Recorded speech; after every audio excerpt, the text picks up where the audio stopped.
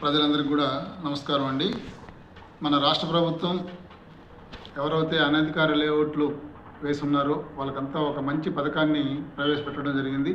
ముఖ్యంగా అది ఎల్ఆర్ఎస్ అంటారు, లేఅవుట్ రెగ్యులరైజేషన్ స్కీమ్ 2020. అంటే అనధికార లేఅవుట్ల క్రమబద్ధీకరణ పథకం. దీన్ని GOMS నెంబర్ 134 డేటెడ్ 26/7/25లో జారీ చేశారు. ముఖ్యంగా దీని ఉద్దేశం ఏంటంటే 2020లో ఈ ఎల్ఆర్ఎస్ పథకాన్ని ఇచ్చారు, దాని కొనసాగింపు అంటే ఎక్స్టెండ్ చేశారు. అంటే 26/25 లోపల ఎవరైతే లేఅవుట్లు వేసి ఉంటారో వాటిలో ఒక్కటైనా రిజిస్ట్రేషన్ జరిగి ఉంటే అలాంటి లేఅవుట్లు అనధికారిక లేఅవుట్లు అన్నింటినీ కూడా రెగ్యులరైజ్ చేసుకునేదానికి వెసులుబాటు కల్పించారు. ముఖ్యంగా ఎందుకు రెగ్యులరైజేషన్ చేసుకోవాలంటే అనేక ప్రయోజనాలు ఉన్నాయి. అందులో ముఖ్యంగా ఓపెన్ స్పేస్ ఉండదు. అక్కడ ఓపెన్ స్పేస్ లేనప్పుడు 14% అపరాధ రుసుము కట్టాలి. అలా కాకుండా ఇప్పుడైతే 7% అపరాధ రుసుము కడితే సరిపోతుంది.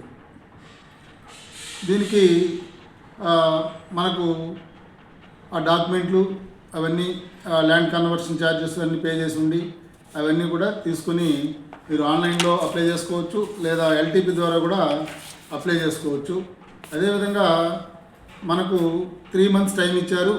అంటే జూలై 1వ తారీఖు నుంచి 3 months ఇచ్చారు. అందులో 45 రోజుల లోపల కానీ పూర్తి అమౌంట్ కట్టగలిగితే 10% రాయితీ ఇస్తారు. అదేవిధంగా 46 నుంచి 90 రోజుల లోపల మొత్తం అపరాధ రుసుములో 5% రాయితీ ఇస్తారు మొత్తం కానీ కట్టినట్లయితే. ఇప్పుడు ఈ క్రమబద్ధీకరణ చేసుకోవడం వల్ల లాభాలు ఏంటంటే భవన నిర్మాణ అనుమతులు, విద్యుత్తు, నీటి సరఫరా, డ్రైనేజీ మొదలైనటివి ప్రభుత్వం కల్పిస్తుంది. అదేవిధంగా బ్యాంకు లోన్లు కూడా మనకు అప్రూవ్డ్ లేఅవుట్లో ప్లాన్లు అయితే ప్లాన్లు ఈజీగా వస్తుంది. అదేవిధంగా బ్యాంకు లోన్లు కూడా ఇస్తారు. అదేవిధంగా భవిష్యత్తులో ఎటువంటి ఇబ్బందులు లేకుండా లావాదేవీలు జరుపుకోవచ్చు. ఇలాంటి బెనిఫిట్స్ అన్నీ ఉన్నాయి కాబట్టి ఎవరైతే లేఅవుట్లు వేస్తున్నారో అదేవిధంగా ఇండివిజువల్ ఫ్లాట్స్ కూడా రెగ్యులరైజేషన్ చేసుకోవచ్చు. వీటన్నిటిని కూడా మీరు వెబ్సైట్లో చూసుకోవచ్చు. అదేవిధంగా మన LTPల ద్వారా కూడా అప్లై చేసుకోవచ్చు. సో ఇవి అన్నీ కూడా మనకు 3 months మాత్రమే టైం ఇచ్చారు కాబట్టి జూలై, ఆగస్టు, సెప్టెంబర్ 30 లోపల ప్రతి ఒక్కరు కూడా అప్లై చేసుకోవాలి. ప్రజలు కూడా అలా రెగ్యులరైజేషన్ చేసినటువంటి లేఅవుట్లో మాత్రమే ఫ్లాట్లు కొనుక్కోవాలి. అనాథరైజ్డ్ లేఅవుట్లో ఫ్లాట్లు కొనుక్కొని ప్రజలు ఎవరు నష్టపోకూడదనేసి విజ్ఞప్తి చేస్తున్నాను.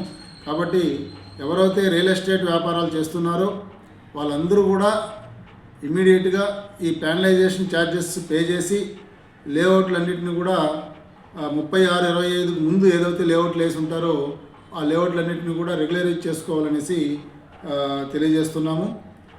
అలా చేసుకొని ఎడల వాళ్ళకి ఎటువంటి పరిస్థితుల్లో కూడా తర్వాత మన సెప్టెంబర్ నుంచి ఎటువంటి పర్మిషన్ అంటే అనుమతులు, బిల్డింగ్ పర్మిషన్స్ ఏది కూడా ఇవ్వడం జరగదు. కాబట్టి ప్రతి ఒక్కరు కూడా ఈ అవకాశాన్ని, మంచి అవకాశాన్ని సద్వినియోగం చేసుకోవాలనేసి రిక్వెస్ట్ చేస్తున్నాను. Thank you.